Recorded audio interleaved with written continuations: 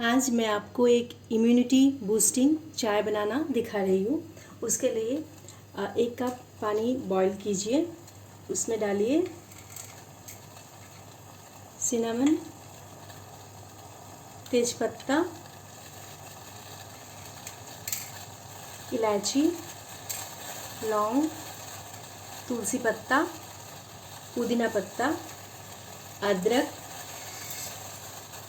Black pepper और काली मिर्च।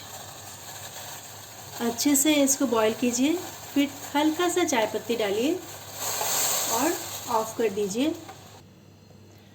आधा चम्मच हनी, थोड़ा सा लेमन जूस। इसे आप पीने से लॉन्ग टर्म में आपको बहुत हेल्प करेगा।